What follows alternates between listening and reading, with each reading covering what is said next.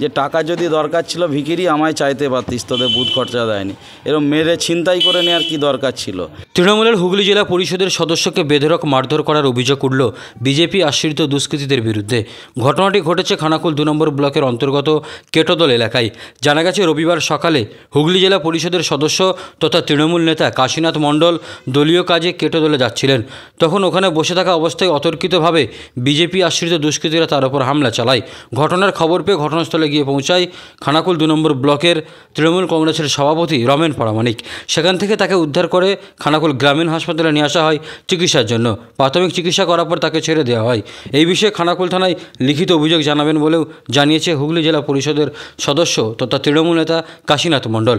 যদিও বিষয়টি অস্বীকার করেছে খানাকুল 202 বিধানসভার বিজেপি বিধায়ক সুশান্ত ঘোষ। যদিও বিষয়টি কী ঘটেছে তা খতিয়ে দেখছে খানাকুল থানার পুলিশ।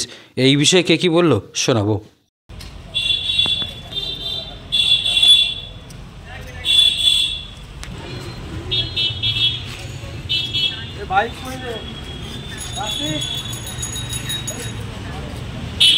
কোথায় যাচ্ছিলেন?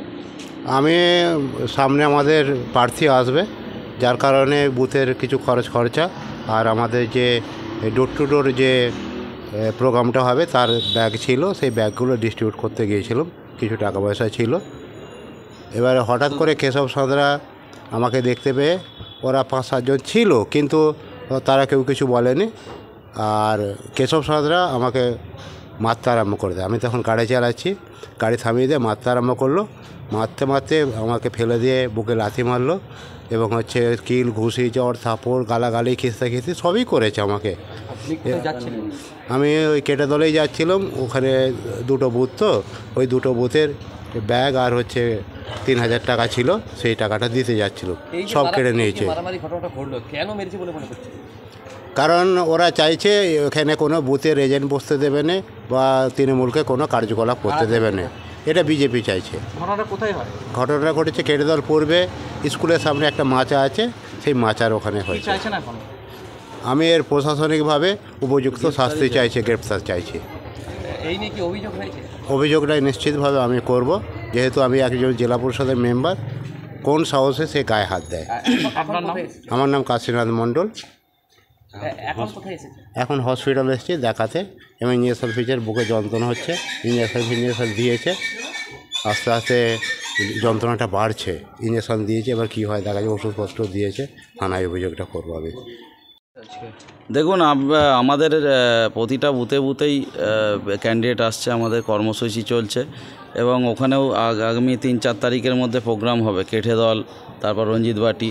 তো সেক্ষেত্রে আমাদের এই দেখছেন এরকম ব্যাগ দেওয়া আছে, সেই ব্যাগগুলো পৌঁছাতে যাচ্ছিলো। এবার মাইক ফাইক যে লাগানো হয় তার কিছু খরচা 1.5-3 হাজার টাকা 2টো বুথের দেওয়া ছিল, যে সাউন্ড মাইক যেগুলো লাগানো হয় তার খরচা আর কি আগে থেকেই পৌঁছে দেওয়া হয়, সেগুলো উনি দিতে যাচ্ছিলেন। ঠিক আমরাও তার পেছনে আমরা লাউসার দিয়ে ঢুকে আমরাও যাচ্ছিলাম, যে ওখানে কিছু কর্মীদের বাড়ি আমরা যাব, গিয়ে যে দেখব তারা কেমন আছে, কারণ সবসময় তো এরা শাসিয়ে বেড়াচ্ছে এই মারবো ধরবো। তো তারপরেই দেখি ওখানে আমরা যাচ্ছি, তার আগেই ঠিক 10-15 মিনিট আগে, ঠিক 8টা 5 নাগাদ, তো ওনাকে কাশিদাকে দেখতে পেলাম আমরা, যে একদম বসে আছে মাথা ফাতা দিয়ে। আমরা জল টল দিলাম, যে মারধর করেছে ওই কেশব সাঁতরা এবং টাকা পয়সা লুট করেছে। আমি বিজেপির এই মানে অসভ্য জানোয়ারগুলোকে বলে রাখি, যে টাকা যদি দরকার ছিল ভিখিরি আমায় চাইতে পারতিস, তোদের বুথ খরচা দেয়নি, এরকম মেরে ছিনতাই করে নেওয়ার কি দরকার ছিল।